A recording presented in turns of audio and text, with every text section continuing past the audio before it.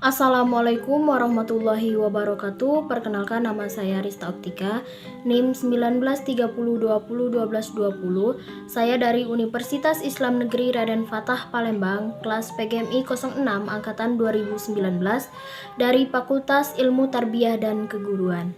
Baiklah, video ini merupakan tugas UAS dari mata kuliah KKL dosen pengampu Bapak Muhammad Apandi MPDI. Terima kasih. Baiklah, di sini saya akan memaparkan isi laporan KKL saya, yaitu laporan KKL di bimbel atau bimbingan belajar yang terdapat di Desa Pulau Beringin. Ada yang pertama yaitu bab 1 pendahuluan. Pada pendahuluan ini terdapat latar belakang. Bimbingan belajar didukung oleh beberapa hal, salah satunya adalah keterkaitannya dengan masalah pendidikan. Pendidikan merupakan suatu hal yang sangat vital untuk menentukan maju atau tidaknya suatu.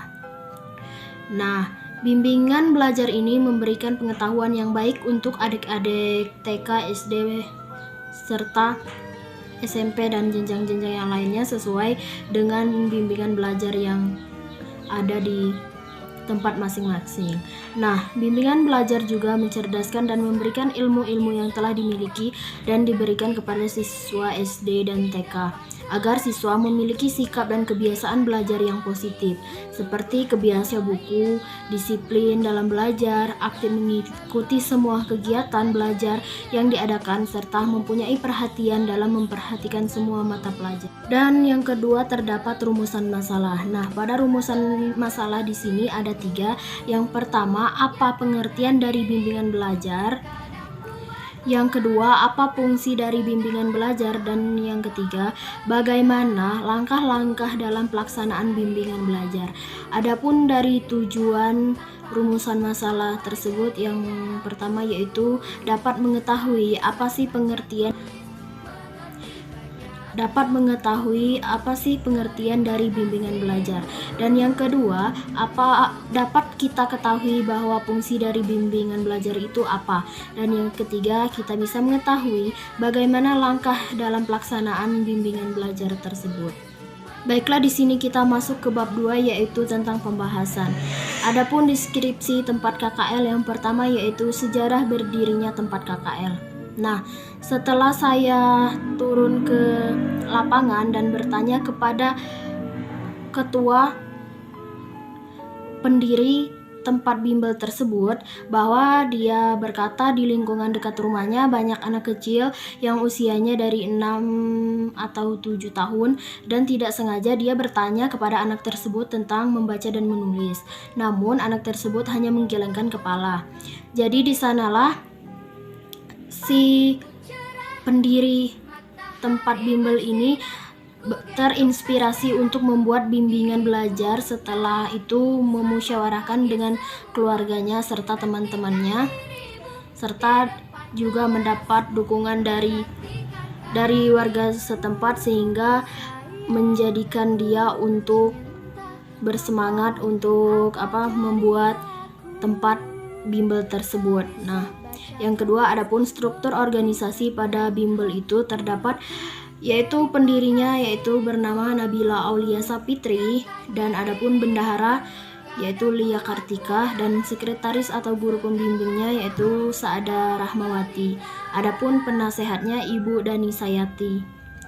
Dan yang ketiga, sarana prasarana yang terdapat pada bimbel ini, yang pertama ada buku membaca dan menghitung, ada juga kamus, ada papan tulis, ada alat peraga, ada mainan, ada meja, ada juga alat cuci tangan, dan ada juga masker. Dan yang kedua, ada manajemen tempat KKL. Yang pertama, manajemen operasional lembaga. Dan pada bimbel Nabila ini sudah mendapatkan izin operasional dari kepala desa. Nah, yang kedua ada manajemen SDM. Nah, pada bimbel ini mengajarkan berbagai macam mata pelajaran mencakup, seperti ada matematika, ada bahasa, dan juga seni budaya. Dan yang ketiga ada manajemen kurikulum. Nah, pada manajemen kurikulumnya pada bimbel ini belum diadakan karena pada dasarnya bimbel melakukan pembayaran setiap hari, yaitu perharinya 5.000 per orang, dan masih direncanakan lagi untuk kurikulum kedepannya. Nah, untuk manajemen keuangan berupa muridnya dari setiap hari satu orang membayar 5.000 begitu. Jadi belum ada SPP per bulan gitu, belum. Adapun manajemen pemasaran atau promosi, untuk pemasaran pada bimbel ini pengajar memasarkan dengan menggunakan akun sosial media mereka, baik itu Instagram, WhatsApp maupun akun sosial media berupa Facebook. Baiklah, bab 3 ada penutup. Yang pertama ada kesimpulan. Berdasarkan pada uraian di atas sebelumnya, maka dapat diambil suatu kesimpulan bahwa bimbingan belajar merupakan suatu proses untuk membantu peserta didik dalam menghadapi kesulitan dalam belajar atau memahami pelajaran yang disampaikan oleh pengajar dan memberikan pengetahuan. Dan adapun saran, bimbingan belajar merupakan suatu cara untuk menghadapi peserta didik yang mempunyai kekurangan dalam memahami materi, dan dengan bimbingan belajar dapat menghasilkan sisi positif kepada anak dalam belajar, sehingga dalam mengadakan bimbingan yang memberikan bimbingan guru dan bimbingan sekolah seharusnya dengan kasat tanggung jawab dan kesungguhan dalam melaksanakan bimbingan belajar kepada peserta didik.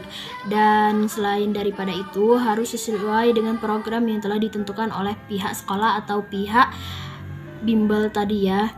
Dan oleh pihak sekolah harus memadai dan mencukupi untuk mengadakan bimbingan belajar tersebut.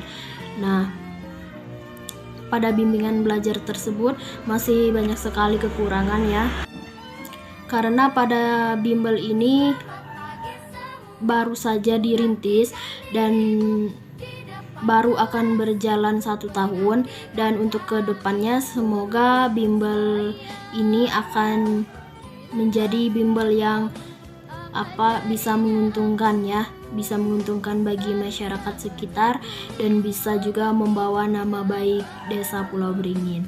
Terima kasih. Mungkin hanya itu saja laporan KKL yang saya buat. Saya ucapkan terima kasih. Saya akhiri. Wassalamualaikum warahmatullahi wabarakatuh.